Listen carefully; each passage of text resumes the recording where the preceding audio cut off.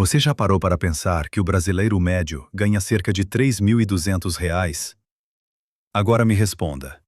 Como essas mesmas pessoas dirigem carros de 100 mil, 150 mil, até R$ 200.000? Você vê nas ruas todos os dias. SUVs novos, sedãs reluzentes, carros 0 km estacionados na frente de casas modestas. Segundo o IBGE, essa é a renda média do trabalhador brasileiro em 2024. E olha, 67% dos brasileiros ganham até R$ 2.424 mensais. 2 salários mínimos. Hoje vamos desvendar o mistério de como todo mundo está de carro novo, mesmo ganhando pouco. Porque o que parece ser conquista, na verdade, é uma armadilha silenciosa que aprisiona milhões de brasileiros em um ciclo sem fim de dívidas. Fica comigo até o final, porque você vai entender por que os leilões estão lotados de carros seminovos. E como não cair nessa cilada. Vamos começar pelos fatos. A renda média do brasileiro é de R$ 3.208 por mês em 2024. Parece pouco? É porque é pouco mesmo. Mas fica pior. 90% dos brasileiros ganham menos de R$ 3.500 mensais. 7 em cada 10 trabalhadores vivem com até 2 salários mínimos. Agora vem o outro lado da moeda. Em 2025, foram vendidos no Brasil mais de 2,5 milhões de novas unidades de automóveis. E você sabe quais são os carros mais vendidos? Vem que vou te contar o top 5 dos carros mais vendidos em 2025. Quinto lugar vai para Chevrolet Onix e Tracker, com cerca de 42 mil unidades vendidas. Preço médio? O Onix começa em 101 mil e vai até 133 mil reais. Já a Tracker tem preços entre 120 e 190 mil reais.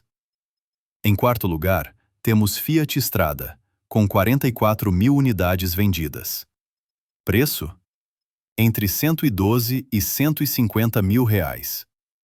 No top 3 mais vendido, está com o Volkswagen Polo, com 46 mil unidades vendidas.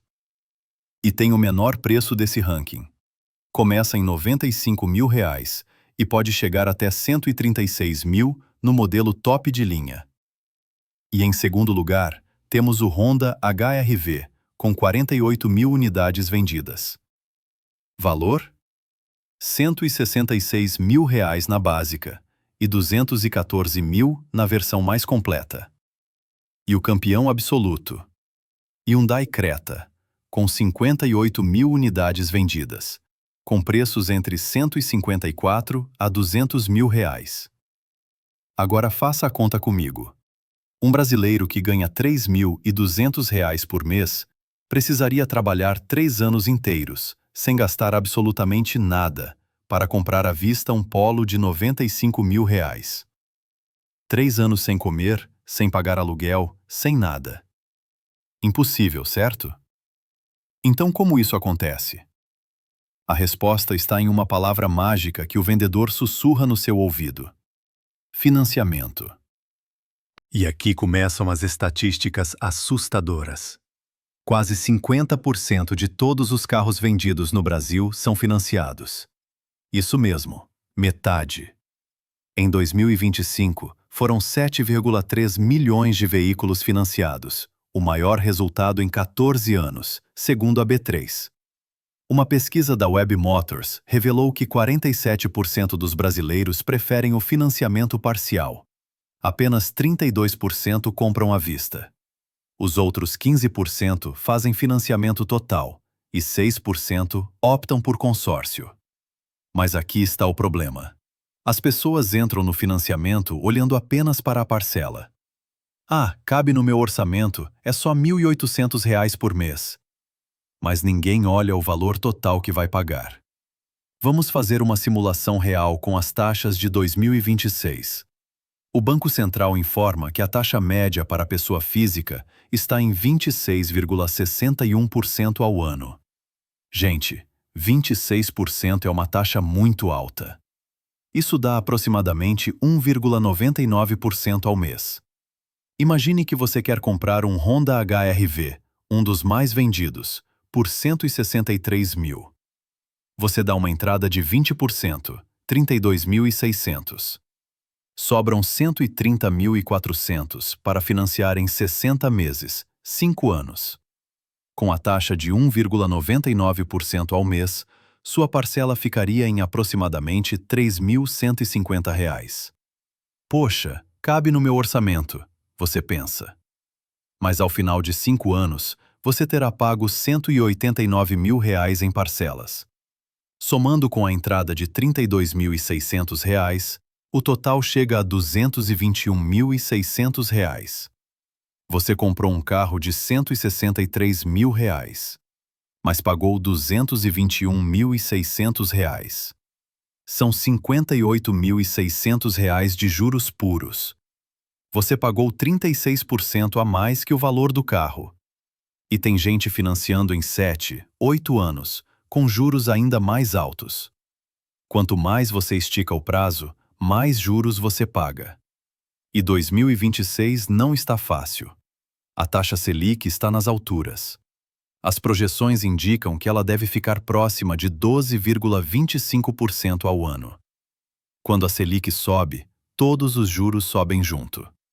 Há 2 anos, financiar R$ 50 mil em 48 meses custava R$ 72.831 no total.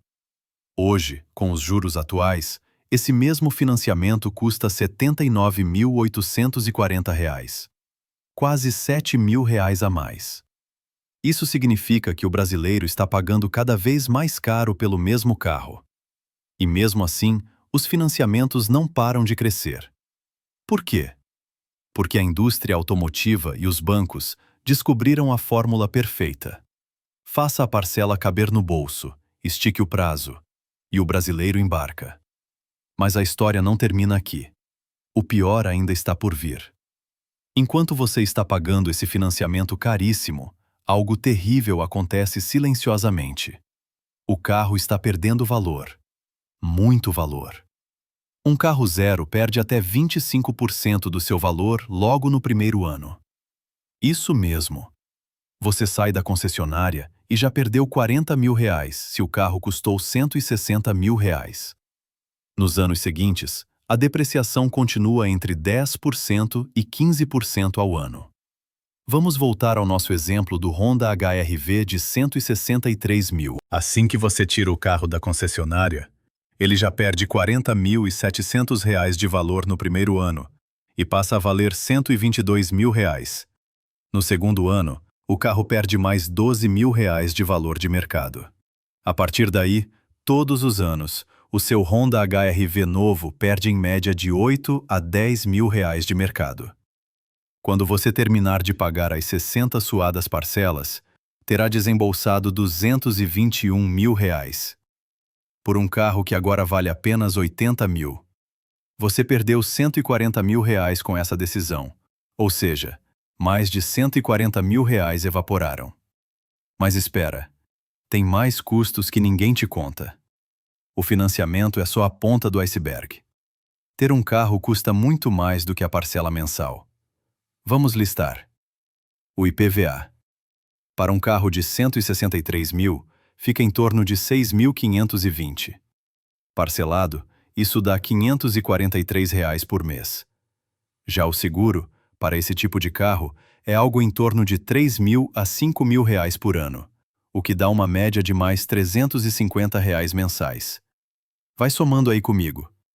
Se considerarmos que o carro irá rodar 1.200 km por mês e um consumo médio de 10 km por litro, serão pelo menos R$ 720 de gasolina ou álcool por mês rodado.